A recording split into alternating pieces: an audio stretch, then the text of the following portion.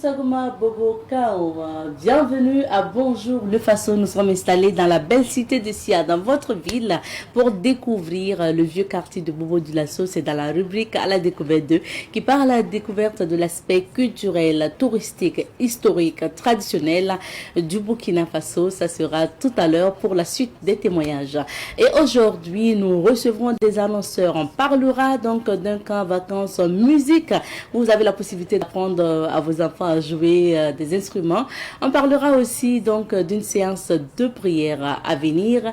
Mais avant tout ça, vous aurez la revue de presse avec Issa Omar Altier, comme on l'appelle ici communément le nouveau marié. Il sera là pour donc partager l'actualité avec nous. Et dans la rubrique invité du jour, nous allons nous intéresser à un club d'ingénieurs miniers. Le club d'ingénieurs miniers qui organise les Ladies Day, c'est justement une activité qui vise à récompenser et à reconnaître le mérite des femmes qui entreprennent dans plusieurs domaines. Mais ensemble, on va découvrir ce club et découvrir l'événement The Ladies Day avec nos invités dans la rubrique invité du jour. Voici planté le décor d'aujourd'hui. Restez avec nous, nous sommes ensemble jusqu'à 9h00 et c'est parti pour la première rubrique. Allô Asia. Nous y sommes, on a parcouru près de 365 km² pour vous faire découvrir le vieux quartier de Bobo Dioulasso. Et c'est ensemble qu'on découvre ce quartier-là et on se laisse guider par notre guide touristique. C'est lui qui a construit la maison. Pendant son arrivée ici, pour mieux s'installer, il fallait qu'elle se trouve au milieu de deux rivières. La première rivière là qui est à gauche qui s'appelle Sagnon. Et cette rivière est sec maintenant qu'il ne coule plus. C'est une autre de ces rivières qu'on a donné à la fille grâce à la Siné Sagnon. Et la deuxième rivière qui est à droite là-bas qui s'appelle Oué. Mais dans ce Oué, et nous avons le poisson sacré, le plus petit. Ceux qui voient à peu près bataille la peuvent trouver à la mare au poisson sacré qui s'appelle Dafra. Nous, le nom de la ville de Bobo s'appelait Sia avant. Sia qui était le nom de la femme de celui qui a construit la première maison. C'est elle qui s'appelait Sia. Si nous voyons que son nom a été trouvé sur la ville avant l'arrivée de colons, parce qu'elle avait plusieurs d'enfants qui habitaient ailleurs. Quand ces enfants-là voulaient venir rendre visite. Ici est la maison des fétiches, c'est-à-dire avant de faire les sacrifices d'année, c'est ici que les sages du village se réunissent d'abord pour parler. Donc pendant les paroles de ces sages-là, ceux qui ne sont pas arrivés à 60 ans n'ont pas le droit de rentrer ici. Donc la personne attend dehors ou il reste chez lui. Parce qu'il est de ce renom, il y aura le guide qui sera là. Non, pas l'âge de 60 ans. Voilà pourquoi on dit ici est la maison des sages, où ce renom est réservé aux sages. Parce qu'à partir de 60 ans, on est sage ici. Chez nous, quand tu es sage, tu as le droit d'avoir une canne forcément, même si tu n'as pas mal au dos ou mal au pied, un truc comme ça. Voilà, parce que c'est le sage là qui doit porter les cannes. Les cannes là qui représentent leur corps en cas qu'ils sont morts. Donc, le moment de ces paroles, de ces sages là, le fait que tout le monde ne peut pas venir, le griot qui sera là, même s'il n'a pas 60 ans, et il va rester dehors, quand les vieux vont finir de parler entre eux, et il appelle le griot, il lui dit le nécessaire. C'est lui qui doit sortir avec son instrument en faisant le tour des vieux quartiers, et il dit le nécessaire, ce que le vieux en dit ici. C'est-à-dire qu'il a un rythme spécial. Quand il joue ces rythmes-là, les gens, les habitants du village savent que le griot veut dire quelque chose concernant les habitants. On ouvre l'oreille pour attendre ce que les griots vont dire. Donc pendant les paroles de ces sages-là, et l'endroit que vous voyez ici, les autres là s'assoient autour, et là où le monsieur est assis, cette place est réservée au chef du village. Voilà, le chef du village, il y a son griot qui s'assoit à côté, parce que quand notre chef du village parle ici, il ne parle pas fort, il parle en bas, le griot qui répète à haute voix aussi. C'est que le chef du village dit. Donc, si tu n'as pas 60 ans, tu ne t'assois pas. Non, tu ne dois pas rentrer même dans la maison pendant les paroles des sages. Voilà, nous on dit qu'il y a, nous on appelle ça les sacrifices d'année. Le moment que les sacrifices d'année doivent faire, donc ceux qui ont 60 ans, c'est eux seulement qui ont l'accès. Donc ceux qui n'ont pas, oui. Et c'est à quelle période ça se fait? Bon, nous, comment dire, nous, des fois les périodes peuvent changer. Sinon, cette année-là, on l'a fait au mois sur le passé. Voilà. Après les récoltes. Voilà, après les récoltes. Parce que nous, on fait les sacrifices, même le nouveau mil que nous trouvons aussi, et après les récoltes là. Tant que ce sacrifice d'année n'est pas fait, et on n'utilise pas ces mille-là.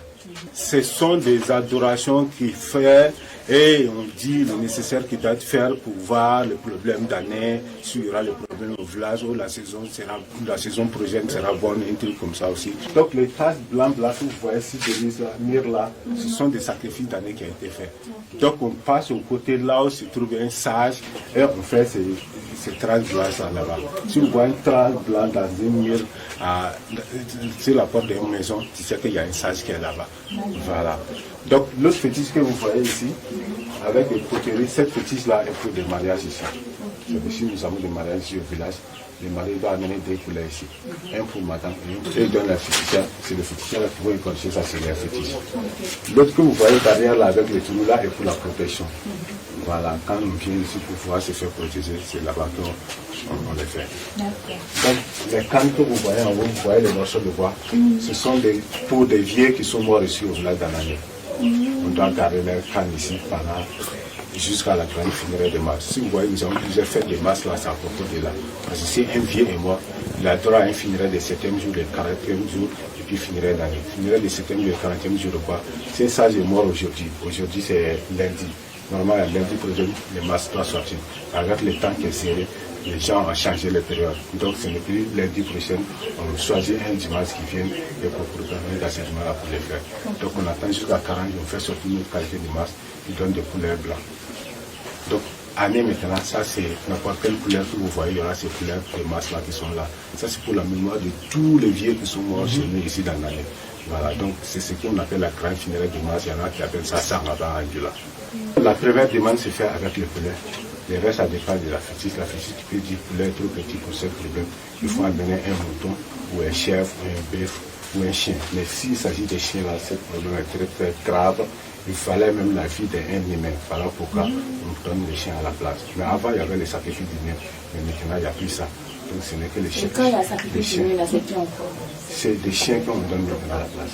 Voilà. Si c'était les humains là, bon, ça, c'est vieux qui avait ces secrets-là. Nous, on ne connaît pas. Voilà. Donc, il ne nous a pas dit, telle personne, tel diable de personnes qui devrait sacrifier. Mais nous avons même trouvé un vieux qui nous a dit, et il y avait les sacrifices d'humains qui étaient là avant. Mais maintenant, avec l'évolution qui est venue, c'est que ils ont remplacé avec les chiens. C'est-à-dire les milles, on fait mouiller d'abord au bout d'une journée, après on les pose ici. Il faut l'arroser ici matin et soir pendant une semaine. Une semaine de ce germain, on fait passer au soleil, des photos des maisons ou des trucs, il n'y a pas de problème, des personnels. Il faut les demander si c'est possible ou pas. Voilà. Donc, fini de germer maintenant, on le fait passer au soleil, on fait sécher, après sécher maintenant, ils vont écraser. Fini d'écraser maintenant, et on amène ça au four. Nous avons vu dehors, d'avoir fini de faire germer, sécher, écraser. C'est ici qu'on l'amène, on les met dans ces barriques, mélangées avec de l'eau, et fait chauffer ici, matin et soir, pendant 3 jours avant de boire. Mais quand on dit 3 jours là, ça veut dire on le fait chauffer le matin. Le soir vers 18h, on enlève, on les garde. Et le lendemain matin, on les met au feu. Donc, le deuxième jour, on met des levures pour la fermentation. Avant, ce n'était pas des levures, c'était des racines que nous mettons. Donc, maintenant, là, pour avoir ces racines-là, n'est pas facile. Il faut faire 15 km ou 20 km pour aller creuser ça. Donc, voilà pourquoi on trouve ces produits chimiques-là dans les supermarchés. On vient mettre ces levures là-dedans pour les faire germer. Et le troisième jour, on laisse ça refroidir. Après ça, qu'on boit. Mais maintenant, même les femmes même, ont trouvé des solutions. Ils ne préparent même plus pendant 3 jours. Pendant 2 jours seulement, c'est vrai. Et ils boivent. Pas tout le quartier, parce que vous voyez, les musulmans ne boivent pas la bière. Ok, et dans le vieux quartier, il y a les musulmans et puis les animistes. Mais la plupart qui boivent trop la bière, et ce sont des animistes. Mais il y a quelques jeunes comme moi aussi qui sont musulmans qui boivent. Mais ok, la religion musulmane interdit ça. Voilà. Mais nous, on se dit qu'on est jeune d'abord, on peut boire en attendant peut-être le temps d'avoir certains âges, peut-être on va arrêter. Découvrons l'actualité ensemble avec Issa Omarati aujourd'hui. Bonjour Issa. Bonjour Azita et bonjour à tous les téléspectateurs du Savane TV. Bienvenue. Merci. On va commencer, c'est ça non? Oui, tout de suite sûr. avec la une du journal L'Observateur Palga qui titre à sa une à 2024 une première vague de 432 pèlerins de retour à Ouagadougou. Ce n'est pas Covid-19 que nous traquons. Daniel Laye-Banga, directeur régional de la santé du centre. Pardon.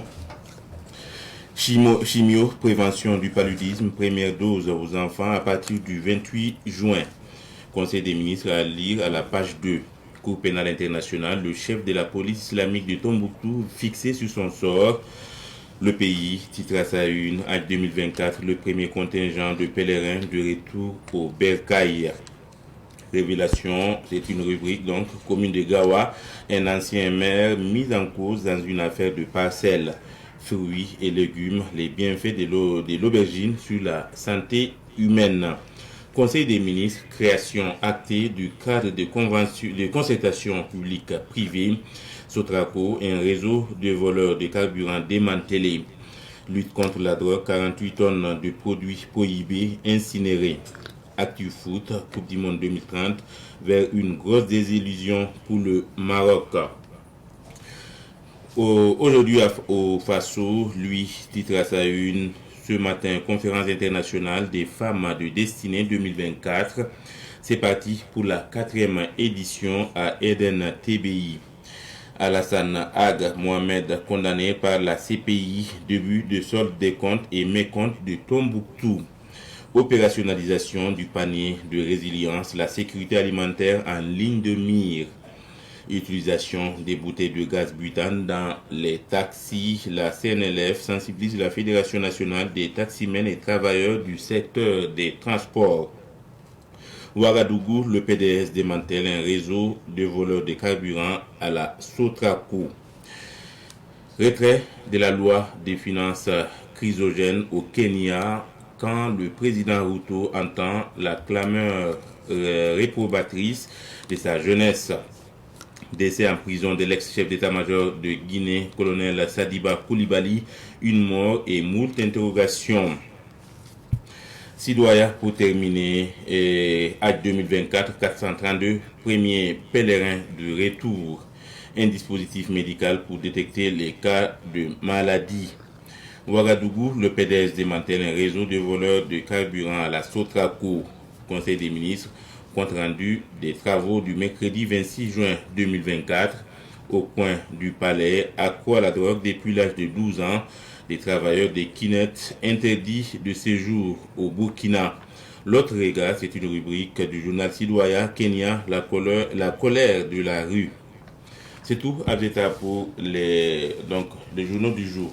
Merci bien, Issa. Et on voit que l'actualité est marquée par le retour des premiers pèlerins du Hajj. Effectivement, hier, il y a eu 432 pèlerins qui étaient donc de retour. Et c'était donc le premier de vol-retour, prévu en tout cas parmi les 16, puisqu'il est prévu 17 vols, voilà, retour, qui doivent donc transporter les pèlerins burkinabés. Et les vols vont s'étendre jusqu'au 12 juillet, donc il y a pratiquement jusqu'à 2 semaines, plus de 2 semaines. Donc ils seront là. Voilà, et c'est le président de la Fédération des associations islamiques du Burkina, FAIB, qui a donc accueilli les premiers pèlerins donc à l'aéroport de Ouagadougou. Voilà. Alors ici on a entendu parler entre-temps de Covid-19. Qu'en est-il réellement? Bon, cas de Covid-19, c'est au Sénégal que les autorités ont détecté, en tout cas parmi les pèlerins qui étaient de retour, certains qui présentaient donc des symptômes et ils ont été testés positifs au Covid-19. Maintenant, pour le cas du Burkina, il n'en est rien absolument, selon en tout cas le journal L'Observateur Palga, qui a interrogé le directeur régional donc, de la santé du centre, qui disait qu'en réalité c'est un dispositif normal qui a été installé même à l'aller au niveau de l'aéroport, juste pour détecter, pour savoir si les pèlerins ne présentaient pas des symptômes d'autres maladies ou quoi que ce soit. Donc c'est juste un dispositif normal comme d'habitude. C'est pas le Covid-19 qu'il traque en réalité. Donc c'est un dispositif normal. Il n'y a pas de Covid-19 au Burkina pour le moment, en tout cas selon le communiqué rendu public d'hier. Pas chez les pèlerins. Pas chez les pèlerins. Voilà. Ça inquiète, parce que quand on dit qu'au Sénégal, à côté, justement, il y a des pèlerins qui sont rentrés avec le Covid. Oui, effectivement, donc, ça amène en tout cas à se poser des questions, puisque, bon, à un moment donné, en temps, on disait que le Covid a été complètement éradiqué et qu'il n'y a plus encore des dispositifs dans les aéroports pour détecter, ou effectivement, dans les aéroports, on ne demande plus la vaccination ou le test Covid, donc ça a été tout ça supprimé, mais bon, si au Sénégal on arrive à détecter des Covid, donc d'un moment à l'autre, certainement, ça va amener les autres autorités également à mettre des dispositifs pour savoir si parmi leurs pèlerins, il y a des personnes qui présentent en tout cas C'est des précautions à prendre. des précautions à prendre en tout cas pour éviter la propagation en tout cas de la maladie. Parlons de cette autre actualité concernant ce réseau de voleurs de carburant de bus. Ouais, c'est le PDS, le président de la délégation spéciale de la commune de Ouagadougou, qui personnellement a démantelé un réseau de fraudeurs de carburant. C'est le chauffeur de bus Sotraco. Oui. Voilà, et selon le compte rendu d'hier, le PDS les a découverts au niveau du rond-point au monument des Martyrs à Ouaga 2000, au niveau du terrain vide. Donc ils ont garé le bus pour pouvoir chiffonner le carburant. Voilà, donc quand ils ont été surpris, ils ont détalé sur le champ et puis le bus a été saisi par la mairie et le bidon de 75 litres de carburant. Wow. Voilà, qui a été également saisi par la mairie de Ouagadougou. Et comme le chauffeur et son apprenti sont en fuite, ils ont laissé derrière leur moto également, qui a été donc présenté hier en conférence de presse à la mairie de Ouagadougou. Mais le PDS a rassuré qu'ils connaissent le chauffeur, puisque les chauffeurs sont reconnus à travers les matricules des véhicules, donc c'est plus facile à les identifier. Forcément, il y a il y a sa photo également. Okay. Donc, ils vont d'un moment à l'autre rendre public pour le traquer et puis qu'ils viennent répondre en tout cas de ces actes. Wow. Moi, j'avoue que quand j'ai appris ça, je dis, mais jusqu'où les gens sont prêts à aller, parce qu'on vous a embauché quand même dans un service public et vous êtes censé même bien faire votre boulot, mais après, si c'est vous-même qui êtes... bon, s'il n'y a pas de surveillance, s'il n'y a pas de suivi, en tout cas des chauffeurs, bon, c'est le lieu en tout cas pour les gestionnaires de la Sotraco, en tout cas de prendre des mesures nécessaires, des dispositifs. Maintenant, aujourd'hui, avec les GPS, on peut facilement tracer les véhicules, savoir quel véhicule est dans quelle destination et prendre quelle destination ou dans quelle à telle heure et circonscription. tout ça. Voilà, il y a tout. Avec la technologie, tout est facile, quoi. Donc, c'est certainement le lieu de les inviter à, en tout cas, tester également la nouvelle technologie pour éviter, en tout cas, de telles situations encore. Ça serait bien d'avoir le dispositif dans son téléphone, par exemple, si un véhicule bouge à 21h, on sait automatiquement à quelle heure il a bougé et où il va. Voilà, c'est plus facile à tracer l'itinéraire du véhicule. Donc, ça va en tout cas éviter beaucoup de situations pareilles. D'accord. Merci bien, Issa, pour ces analyses. On va ensemble maintenant découvrir les couleurs du temps. C'est bien sûr dans la météo. Aujourd'hui, nous discutons avec le club des ingénieurs miniers du Burkina. Nous sommes avec Ariane Koulibaly, ingénieure des mines et chargée des affaires féminines et relations communautaires du club des ingénieurs miniers du Burkina. Bonjour à vous. Oui, bonjour madame. Bienvenue sur ce plateau. Merci. Vous êtes venue avec madame Bayala, donc née Carmel Sankara. Elle est gestionnaire des ressources humaines et chargée de formation au sein du club des ingénieurs miniers de Burkina. Bonjour. Bonjour madame. Merci à toutes les deux d'être sur ce plateau. Ensemble, on va découvrir votre univers d'ingénieur minier. Okay. Et en tant que femme déjà, ingénieur minier, alors est-ce qu'il y a des difficultés particulières? Les difficultés particulières concernant sur le terrain, le travail. Bon, je pense que actuellement le défi de la femme sur le secteur minier est assez relevé. Les femmes arrivent à vraiment s'installer et se positionner sur le secteur minier. Comme défi majeur, c'est toujours les femmes elles-mêmes, comment elles doivent s'imposer dans ce domaine. Mais je pense que pour ces dernières années, avec quelques sociétés et quelques associations sur le terrain féminin, on est en train de mettre en place pour que la femme puisse bien se positionner. D'accord, Dieu merci. Alors, découvrons maintenant le club des ingénieurs miniers du Burkina. Qu'est-ce qui vous a poussé, motivé à créer ce club? Il faut dire d'abord que le club des ingénieurs miniers, c'est une association à but non lucratif, donc créée par des étudiants au départ, qui avaient déjà pour but d'améliorer leurs conditions de vie et s'installer dans le domaine minier. Donc c'est sur cette base-là qu'on a décidé de créer le club des ingénieurs miniers pour permettre l'intégration des jeunes professionnels qui vont sortir des universités et qui voudront intégrer le domaine minier. Ok. Alors, on sait que Madame Bayala, vous vous occupez de la formation au sein du club. Ça consiste à quoi? Formation en quoi concrètement? La formation, elle concerne plusieurs domaines. Ça dépend des thématiques qu'on veut mettre en lumière. Et surtout dans le club des ingénieurs miniers, on essaie de mettre en avant la femme. Okay. Parce qu'on voit aujourd'hui qu'elle est vraiment en retrait, elle n'a pas confiance en elle. Donc, on essaie par nos formations, dans tout ce qu'on fait, c'est des formations diversifiées en fait. C'est pas seulement un seul thème qu'on développe. D'accord, c'est pas un seul thème. Non. Donc, ça dépend. Ça veut dire que si le club initie une formation en développement personnel, vous êtes là pour accompagner et trouver les personnes nécessaires pour la formation. C'est ça. Okay. On essaye de voir en fonction du domaine, on trouve les personnes ressources et on anime la formation ensemble. D'accord, super. Alors, créer ce club-là, on se fixe quoi comme objectif en créant un tel club d'ingénieurs miniers?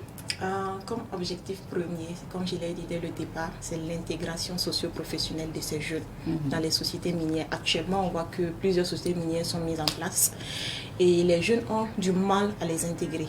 Donc, à travers le club, on essaie de faire des formations socio-professionnelles, des sensibilisations et des développements de compétences. Cela permet à ces jeunes-là que dès qu'ils seront déjà sur le pas des sociétés minières, qu'ils puissent bien se vendre et pouvoir intégrer rapidement.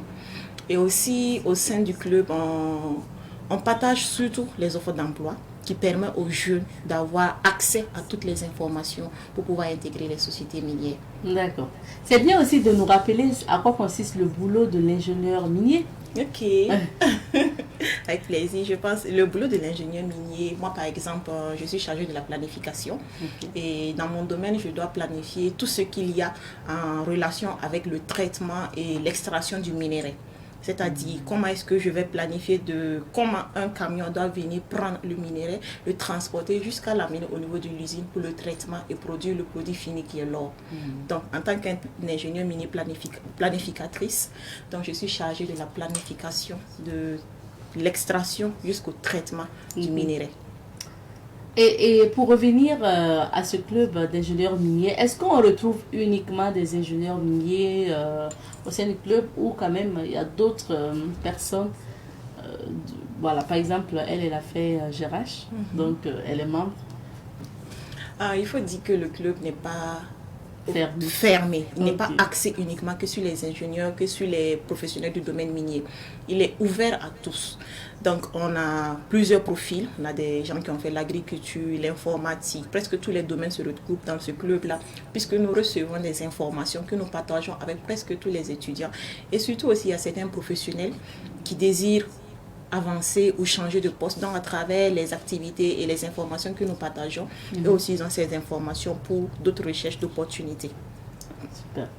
Alors, parlons maintenant de l'activité que vous organisez dénommée The Ladies Day. Yes. Alors, c'est quoi les Ladies Days? Faut dire, les Ladies Days, c'est une initiative. On va vous inviter à pousser encore un peu plus la voix pour qu'on vous entende mieux. Ok, donc pour dire d'abord, les Lady Day, c'est une initiative féminine. Bon, vu que je suis chargée de la gestion féminine, donc on a mis en place les Lady Day pour permettre aux jeunes filles de pouvoir côtoyer les leaders et nos dévanciers, nos ténors qui ont déjà un niveau assez élevé dans le domaine minier et aussi dans certains domaines. Donc, l'initiative des Lady Day, c'est de permettre aux jeunes filles d'avoir des mentors, d'apprendre et surtout de poser des questions pour l'amélioration de leurs conditions et aussi pour le développement de leurs compétences.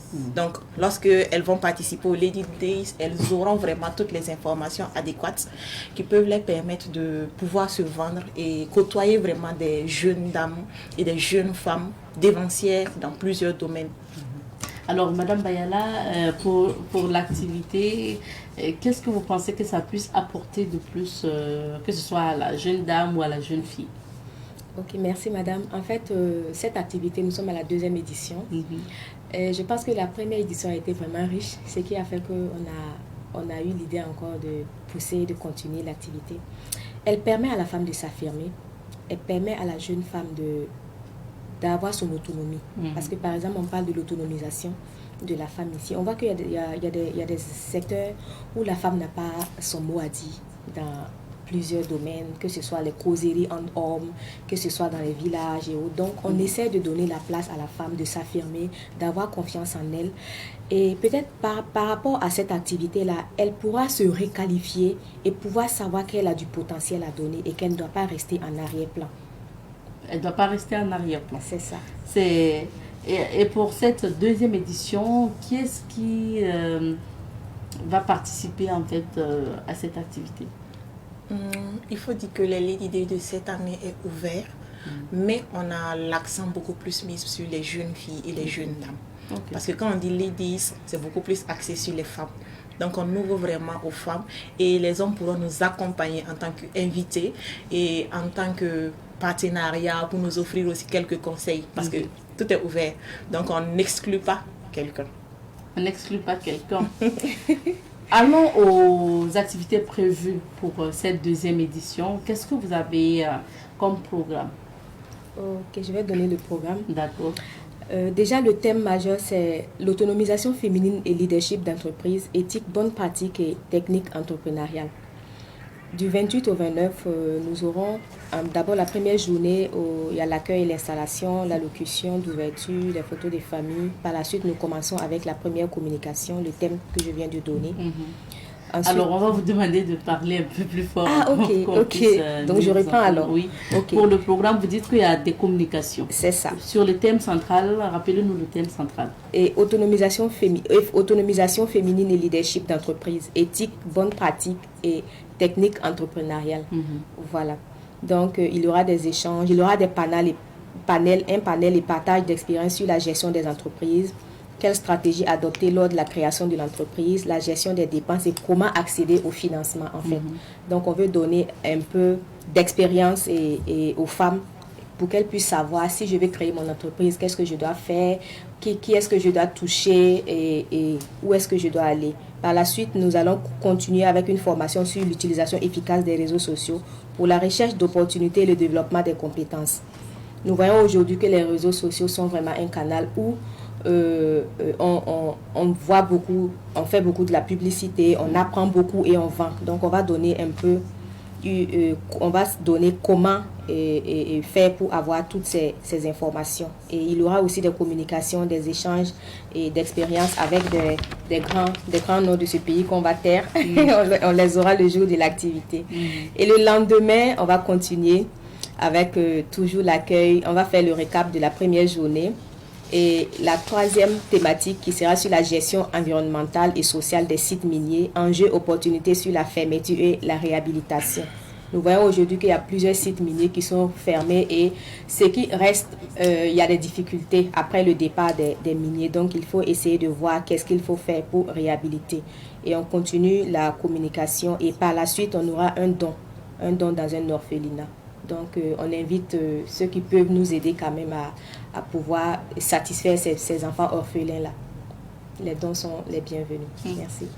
Pour revenir sur les thèmes de communication donnés, on voit que ça ne concerne pas seulement le secteur minier. Ça veut dire que ce n'est pas une communication qui va concerner exclusivement le secteur minier. On parle d'entrepreneuriat, on parle donc de financement et tout ce qui va avec. Pourquoi c'était important aussi de rajouter ces thématiques?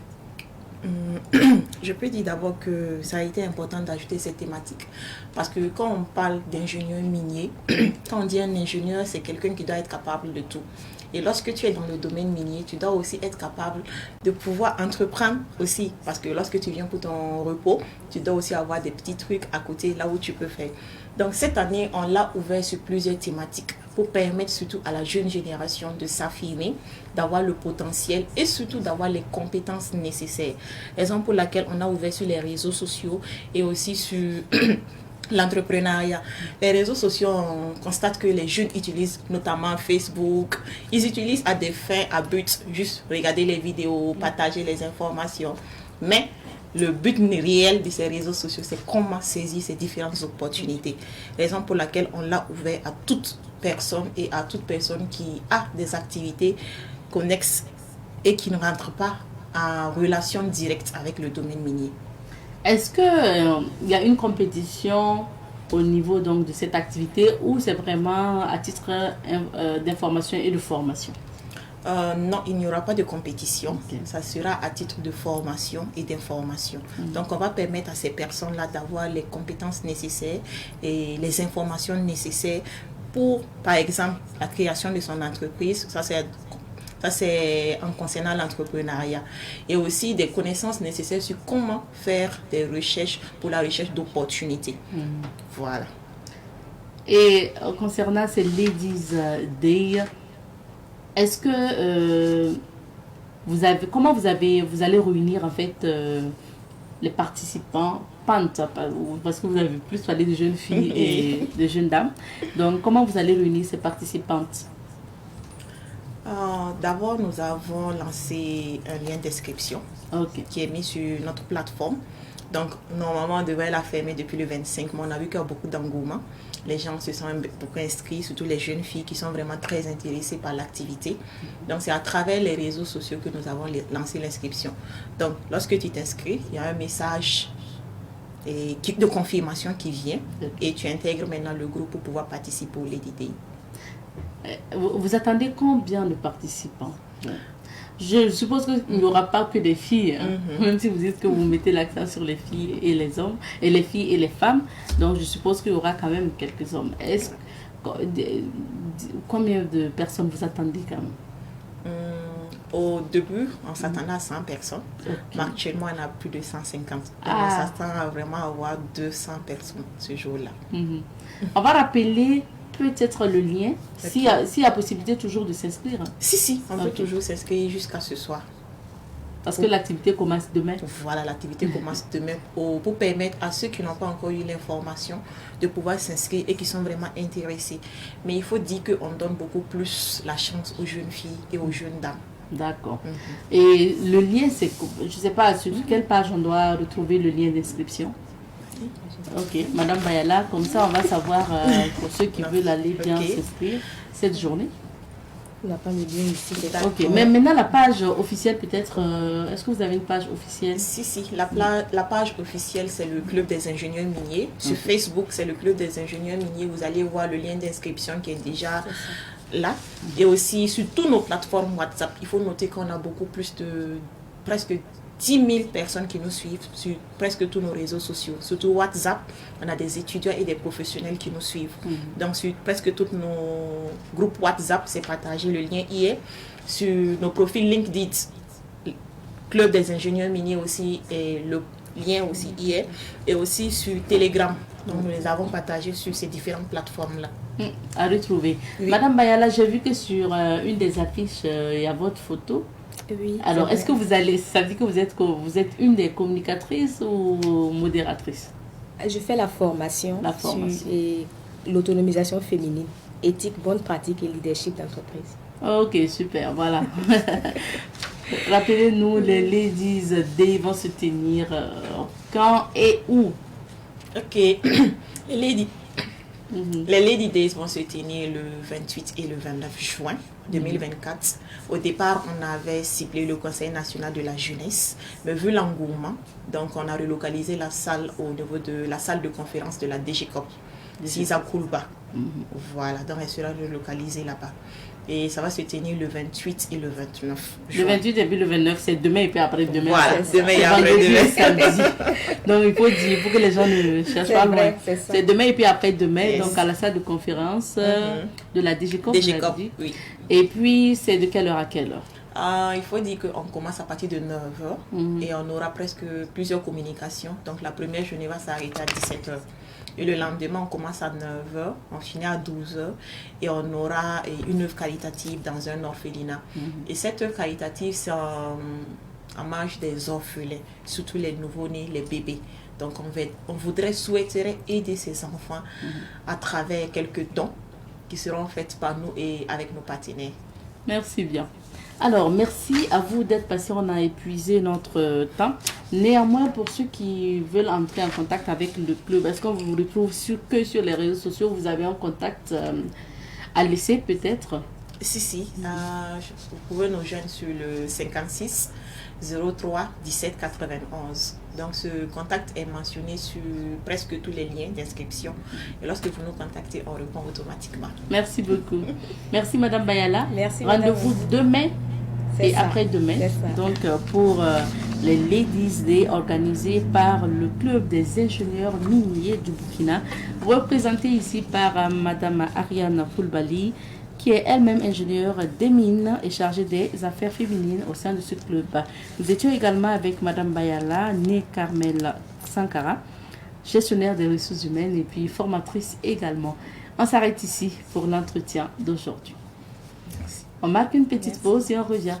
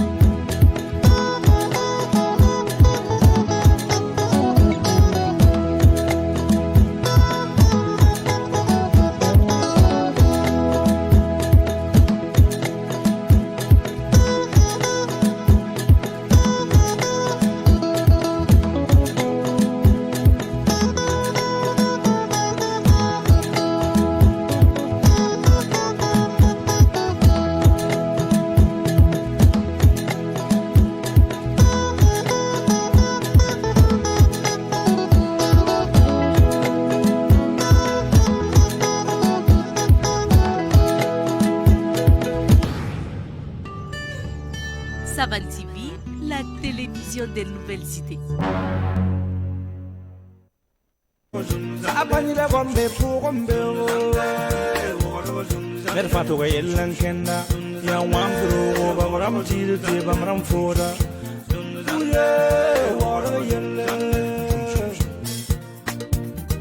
Ngam taaba kulum kalam la futa chaka son problème wala yella yella zunzande wala zunzande ohaka.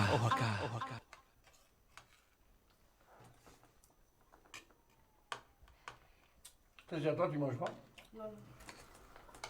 C'est la joie du PPT que tu viens d'avoir, hein, qui te coupe l'appétit. Non, papa. Quand je pense que dans le monde, ça ment trop. Le maire a promis de clôturer notre école. Il y a 2 ans de cela. Il ne l'a pas fait. Il a même promis un forage dans notre école. Dans notre école, il n'y a pas d'eau. Ça aussi, il ne l'a pas fait. Papa, aujourd'hui, partout ça ment. Même dans les familles. Les gens mentent trop. Ah bon? Quand même toi aussi. Est-ce que dans notre famille on ment? Papa, ma moto. Tu m'as promis une moto si je gagne le PPC. J'ai eu le PPC, mais tu ne m'as pas acheté ma moto. Je suis une victime aussi. Maman, tu m'avais promis une tablette.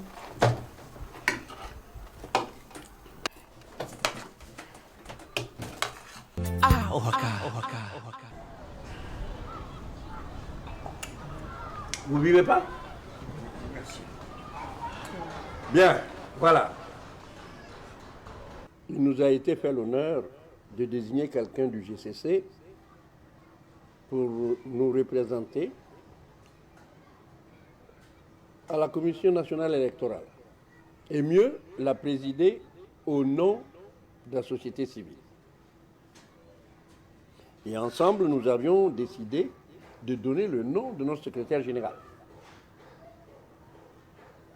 Malheureusement, il nous revient que notre secrétaire général est politiquement très coloré. Camarade président, je ne suis pas politiquement coloré. Les gens exagèrent. On m'a invité à un meeting. Et à la fin, on m'a obligé à prendre la parole.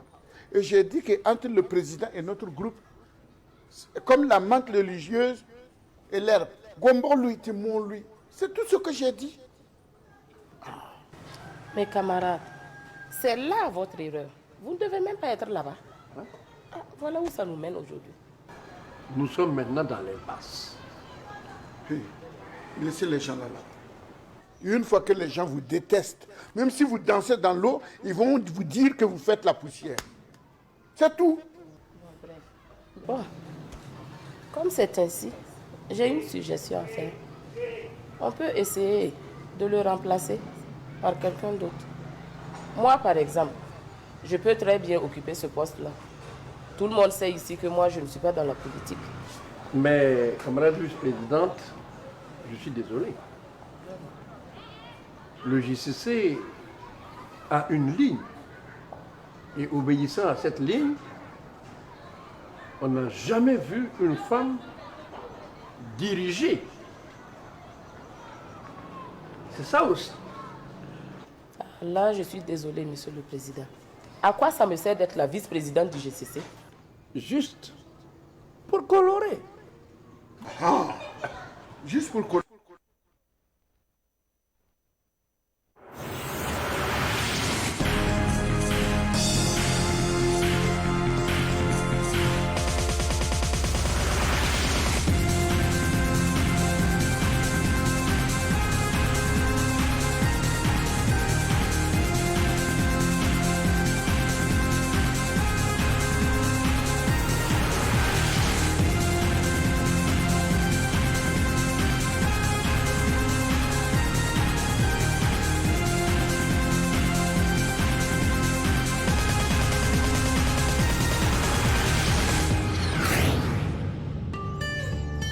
Savan TV, la télévision des nouvelles idées.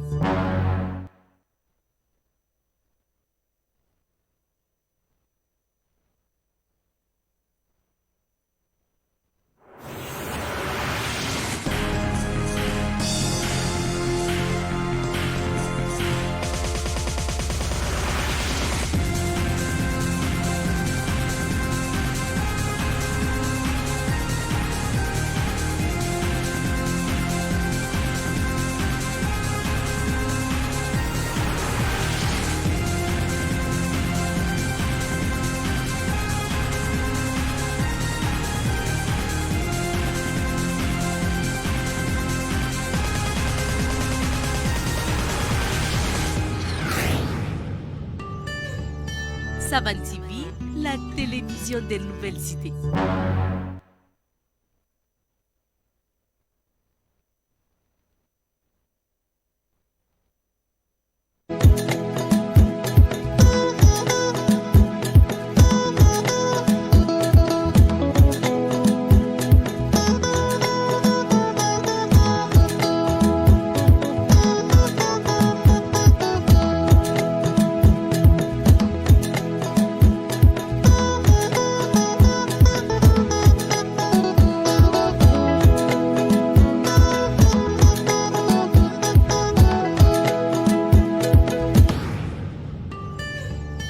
Savan TV, la télévision des nouvelles idées.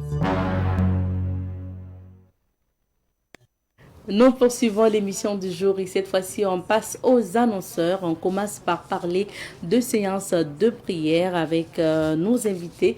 Sur ce plateau, nous sommes avec Pasteur Passo Aaron. Il est le représentant de l'église Oto-Oto, donc au Burkina. Il va nous parler de son ministère tout à l'heure. Bonjour à vous, pasteur. Bonjour, bonjour. Bienvenue. Merci, merci beaucoup. Alors, nous sommes également avec Mama Belém Isabelle, responsable secrétariat de l'église Oto-Oto. Bonjour. Bonjour. Bienvenue. Merci. Merci à tous les deux d'être sur ce plateau. Pasteur, oui. On commence par mieux connaître le ministère que vous représentez au Burkina. D'accord. Donc, déjà, je tiens à vous remercier de nous donner l'honneur d'être sur votre plateau de télévision. Donc, le ministère international de la puissance de la résurrection du Christ, c'est une communauté évangélique qui a à sa tête un homme de Dieu, un couple, je vais dire, le père de la maison, l'apôtre Charles Passo et son épouse, la prophétesse Blandine Passo. C'est une commission évangélique qui a pour but de travailler au salut des âmes et à l'amélioration des conditions de vie de toute personne, quel qu'il soit, quelle que soit la caste à laquelle il appartient, la classe sociale d'où il provient, dans le seul, et ceci se fait par le moyen de changement de caractère. Donc, c'est situé au Bénin, à Cotonou, et a des branches un peu partout, dans plusieurs nations, parmi lesquelles le Burkina Faso, dont je suis le premier responsable ici. D'accord, le premier responsable ici, et vous représentez donc l'église ici, mais surtout vous travaillez avec des collaborateurs et collaboratrices comme maman Isabelle Belém, qui est avec vous depuis quelle année? Ça fait longtemps? Ça vaut 3 ans. Ça vaut 3 ans. Et votre travail consiste à quoi? Et merci pour la parole. Mon travail consiste à faire des rapports du ministère, et rapports financiers, et les rapports et tout ce qui concerne le ministère.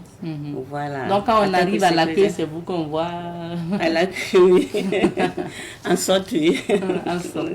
D'accord. Mais si vous êtes là, c'est parce qu'il y a une bonne nouvelle pour les fidèles. Exactement, exactement. Donc nous avons une bonne nouvelle, comme vous l'avez dit. Il s'agit d'un grand événement, une campagne d'évangélisation vraiment... Comment je pourrais dire ça? C'est une campagne à faire parler, qui va vraiment faire du bruit. Elle doit se tenir ici à Ouagadougou, au niveau de l'église Oto à Ouagadougou. Voilà, parce qu'au Burkina Faso, nous avons plusieurs églises. Nous avons des églises à Ouaga, à Bobo, à Ouaïgouya, à Banfora, Orodara, Rio et même Tengodougou. Voilà, donc le siège du ministère au Burkina, c'est à Ouagadougou. L'église où la croisade va se tenir, c'est l'église de Ouagadougou, précisément au quartier Boissa. Ça se trouve à Boissa. À Boissa. C'est là-bas que j'officie en tant que pasteur. D'accord.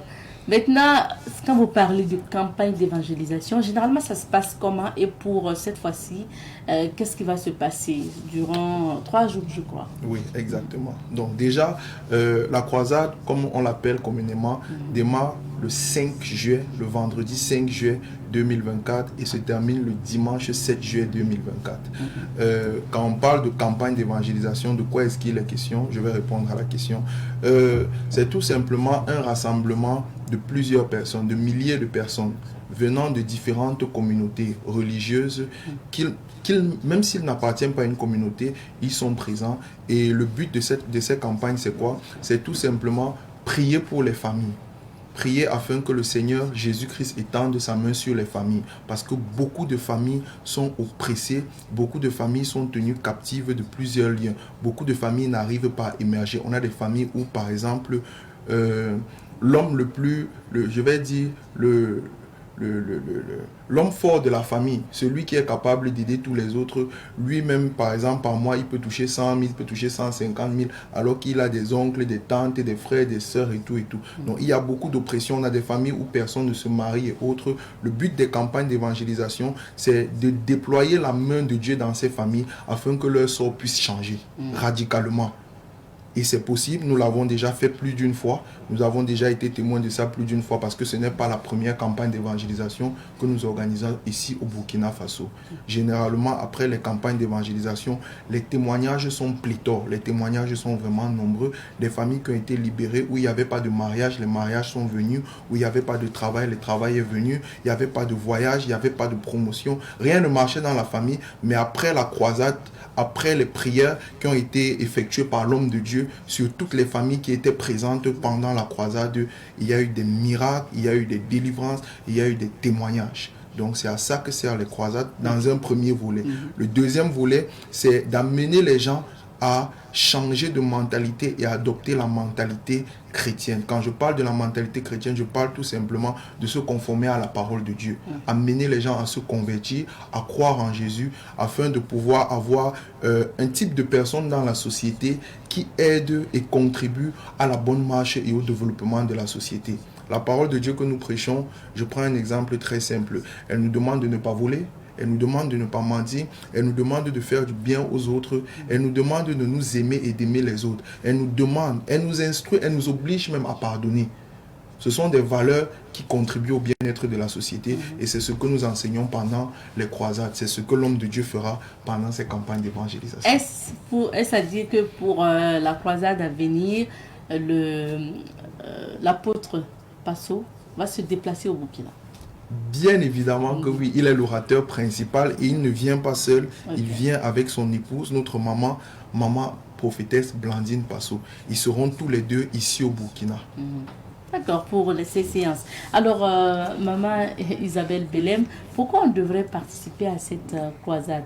On devrait participer à cette croisade parce que quand tu viens, tu ne vas pas regretter. Tu vas voir la main de Dieu, ta vie sera changée. C'est comme le père de la maison l'a dit, l'homme de Dieu, là où l'homme s'arrête, c'est en ce moment que Dieu commence. Avec Dieu, nous aurons toujours des victoires. Donc, nous devons participer. Si tu participes, j'appelle les femmes qui n'ont pas d'enfants.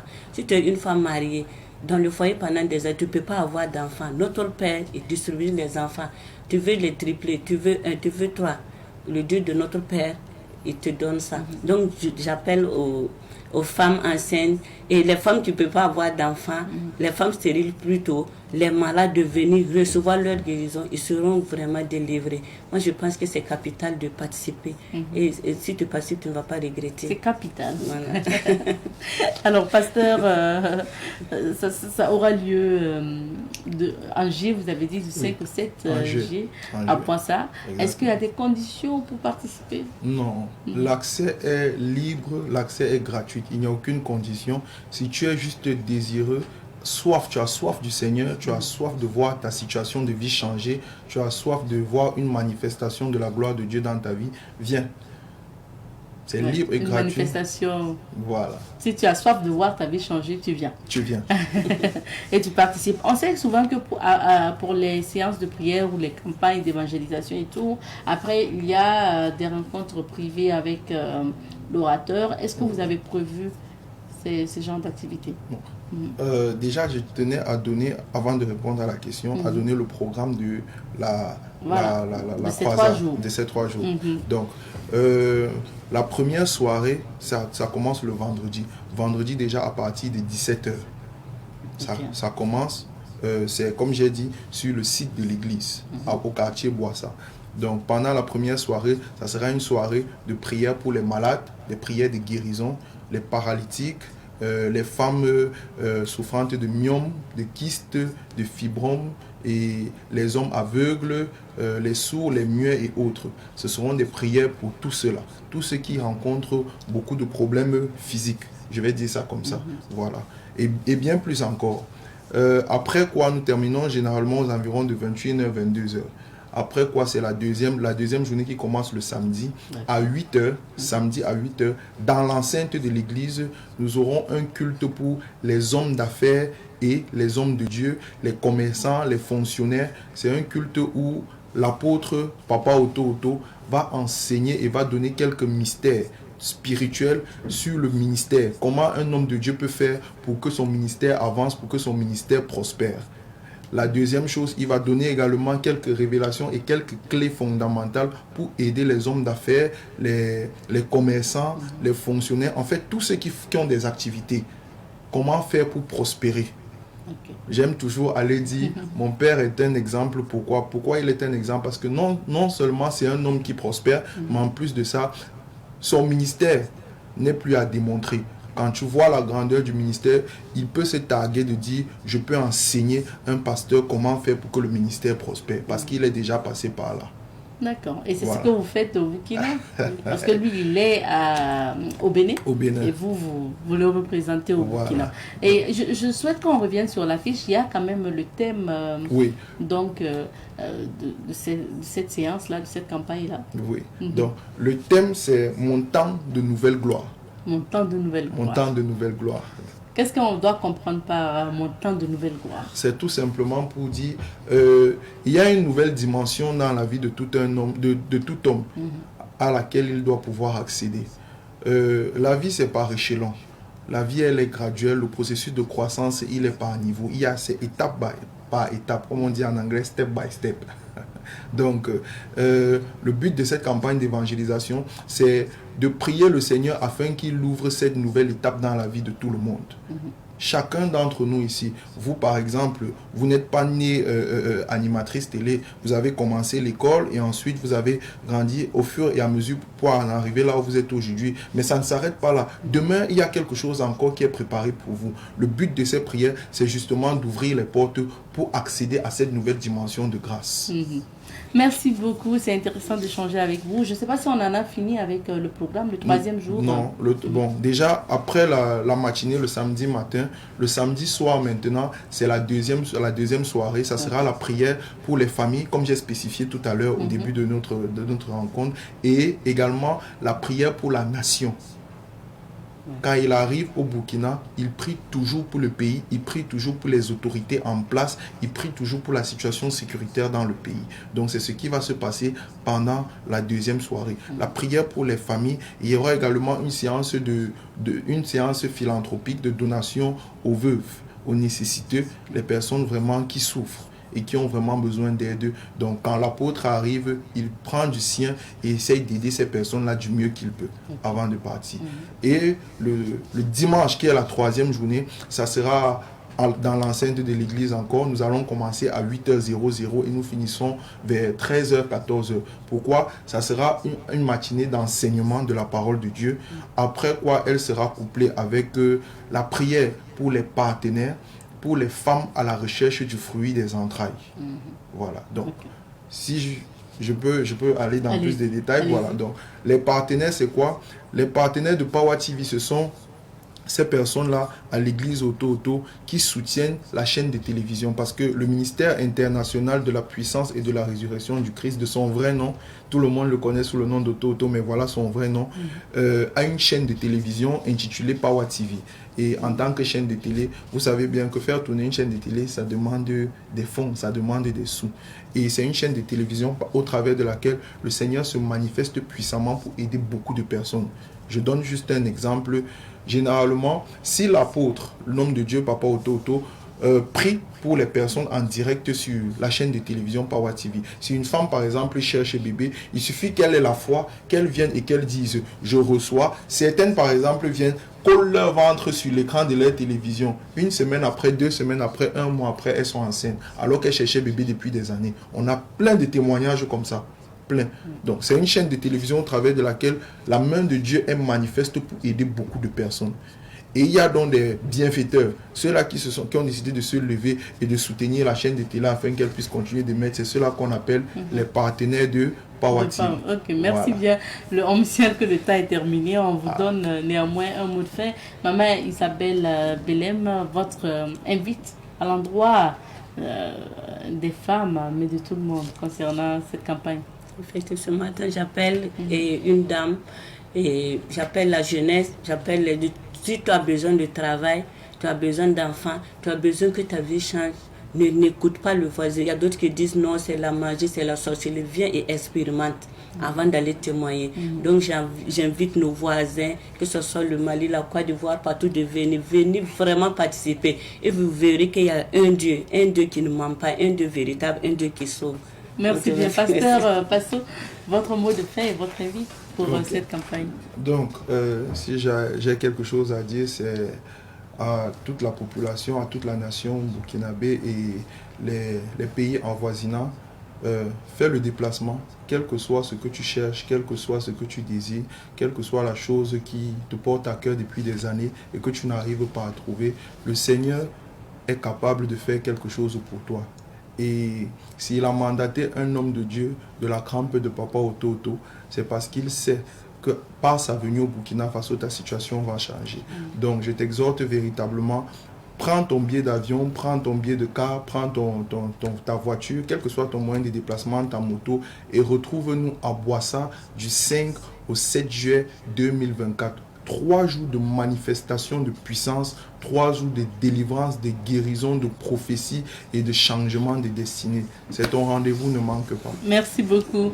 Alors, on marque une petite pause. Juste après, on parle d'autres événements. Vacances en musique, c'est une initiative de l'Association évangélique pour la formation artistique et culturelle. On en parle aujourd'hui avec Pasteur Richard Nikiema, qui est le promoteur de cet événement. Vacances en musique. Bonjour, Pasteur. Bonjour, Madame Nikiema. Bienvenue. Merci bien. Merci bien. Vous êtes accompagné de monsieur Nonguerma, voilà, Christian Nonguerma. Je ne sais pas pourquoi je vais coller des Nikema à tout le monde. Alors, monsieur Christian Nonguerma est chargé de communication de Vacances en musique. Bonjour, monsieur Nonguerma. Bonjour, madame Nikema. Bienvenue. Alors, l'association évangélique pour la formation artistique et culturelle. Commencez par nous présenter votre association. Ok, merci madame. L'AEFAC en abrégé, c'est une association qui existe depuis 2006. C'est une association évangélique, mais nous regroupons des musiciens talentueux de toutes les confessions religieuses qui ont ce désir-là de partager leurs connaissances afin que la jeune génération puisse avoir des connaissances en musique. D'accord. Ça veut dire qu'au sein de cette association, il y a un orchestre? Oui, il y a un orchestre. Donc, des joueurs d'instruments. Des joueurs d'instruments talentueux. Talentueux. Qui ont de l'expérience. Est-ce que c'est parce que vous avez des joueurs talentueux que vous avez décidé d'apprendre ça aux enfants? Non, parce que nous, quand on commençait la musique dans les années 90, on a souffert pour apprendre parce qu'il n'y avait pas un cadre pour regrouper les gens, les apprendre la musique. La musique s'apprenait sur le tas. Ça veut dire que tu te débrouillais toi-même. Et on pouvait se déplacer pour aller faire 20 km, 35 km pour apprendre deux accords, 3 accords. Et on a vu que les gens le souffraient. Comme nous sommes battus et on a connu, on a eu l'idée de regrouper les gens pour leur faciliter la tâche. D'accord. Monsieur Nonguerma, vous êtes membre de l'association? Oui, je suis membre de l'association et il faut dire qu'à la base, j'ai d'abord été élève de l'association parce que j'ai appris la musique il y a 18 ans. Je fais partie de la première promotion de l'association et de là, je suis passé membre de l'association, membre actif, et actuellement je suis le chargé de communication de l'association. Est-ce que vous jouez un instrument? Si, je joue de la basse. La basse? La guitare basse. Ah, c'est bien. Est-ce qu'aujourd'hui vous évoluez dans ce domaine ou vous travaillez dans un autre domaine? J'évolue dans ce domaine, mais je suis communicateur à temps plein. Et j'ai aussi cet instrument-là qui est comme une passion pour moi et que je continue d'exercer fréquemment les week-ends à l'église parce que j'appartiens aussi à un orchestre. D'accord, super. Alors, Pasteur Nikema, pour ces vacances, vous rebelotez avec votre activité. Vacances en musique. C'est quoi Vacances en musique? Vacances en musique, c'est une activité qu'on fait pendant les vacances depuis 18 ans. On regroupe les jeunes, tous ceux-là qui veulent apprendre d'un instrument. Voilà, il y a le matin ou le soir. Ça veut dire le soir pour ceux qui travaillent, qui n'ont pas le temps le matin. Et ça va de 8h à 13h pour la matinée et de 18h à 21h30 pour le soir. Ah, vacances en musique, quand on dit vacances en musique, moi j'allais penser aux enfants, donc ça veut dire que ce n'est pas que pour les non, ce n'est pas que pour les enfants, c'est pour tout le monde, c'est pour tous les âges. Et c'est à partir de quel âge, si on peut amener les enfants, c'est à partir de quel âge on peut? Nous prenons les enfants à partir de 5 ans. 5 ans. 5 ans jusqu'à ce que la personne puisse tenir une guitare, si les muscles lui permettent. Ok, maintenant, quelles sont les disciplines concernées par vacances en musique? Vacances en musique, il y a guitare, il y a batterie, il y a piano, il y a technique vocale, il y a technique de sonorisation. Nous avions inclus l'année passée la chorégraphie, mais apparemment ça n'intéresse pas les gens. Il n'y a pas beaucoup d'inscrits. Il y a les instruments avant aussi, le saxophone, trompette qu'on avait inclus, que cette année on a enlevé parce qu'il faut d'abord avoir l'instrument. Pour avoir l'instrument saxophone et puis trompette, c'est un peu cher. C'est un instrument qu'on ne peut pas souffler puis donner à une personne. Voilà pourquoi c'est un peu compliqué pour la population d'avoir l'instrument propre.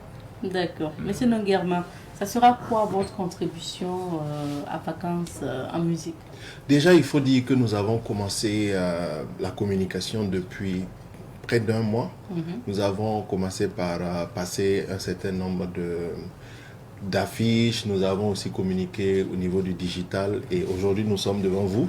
Okay. Donc la première contribution déjà c'est la stratégie de communication et dans la deuxième contribution ce sera la présence effective sur les sites pour pouvoir continuer de partager l'information, de partager le ressenti de ceux qui apprennent et de toujours partager ce qu'ils sont en train d'apprendre. Est-ce que vous-même vous êtes formateur? Est-ce que je peux être clair? Non, cette année je ne suis pas formateur. J'étais formateur il y a quelques années, mais en ce moment nous avons vraiment des musiciens professionnels qui exercent le métier de musicien tous les jours et qui sont sortis de l'association et qui sont des formateurs. Parce que nous pensons que lorsqu'on est professionnel et qu'on exerce vraiment tous les jours, on est plus apte à donner des formations. D'accord. Pasteur, on peut citer un exemple d'artiste confirmé qui sera formateur? Bon. Ou bien vous préférez garder ça pour les participants? Moi-même, je suis un exemple. Je suis un artiste. Bon, je jouais, mais maintenant, je ne suis qu'à l'église, comme je suis devenu pasteur. D'accord. Maintenant, l'atelier va se passer de quand à quand, M. Longuerman? L'atelier va se passer du 15 juillet au 10 août. 15 juillet au 10 août. Voilà, donc ça veut dire près d'un mois. Hein, oui, près d'un mois, parce que nous faisons d'abord une première session sur Ouaga et ensuite il y a des sessions organisées dans plusieurs provinces parce que la demande est très forte. Nous nous retrouvons souvent avec vraiment beaucoup de personnes qui viennent de certaines provinces. Donc lorsque la demande est assez forte, on se déplace aussi dans d'autres localités pour des formations. Pour cette année, quelles sont les conditions pour participer? Bon, les conditions, les enfants de 5 à 17 ans, c'est 15 000 et les adultes, 20 000. 5 à 17 ans, 15 000, les adultes, 20 000. La formation ou l'atelier va se tenir à quel lieu? La formation va se tenir au lycée privé des Assemblées de Dieu, appelé LTPAD, qui se trouve à Sissin, non loin de Jean-Pierre Guingané, qui est vraiment juste à quelques mètres, à 300 mètres ou 400 mètres, je ne dirais pas une marque aussi. Non, il faut dire peut-être Sonabel, Onéa. Voilà, juste derrière la Sonabel, à 300 mètres derrière la Sonabel. C'est encore mieux. Merci bien. Alors, comment on s'inscrit aussi, pasteur? Bon, on peut s'inscrire par WhatsApp. Le numéro est sur l'affiche. On peut donner 76 99 90 04. Ou bien on peut s'inscrire le jour J. Voilà, une possibilité.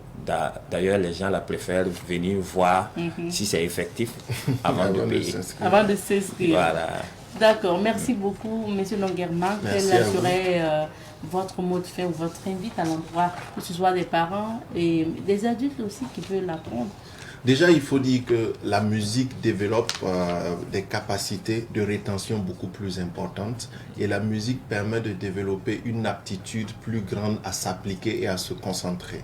Ce qui veut dire qu'apprendre de la musique, même pour ne pas l'exercer plus tard, permet de développer certaines facultés neurologiques et mentales.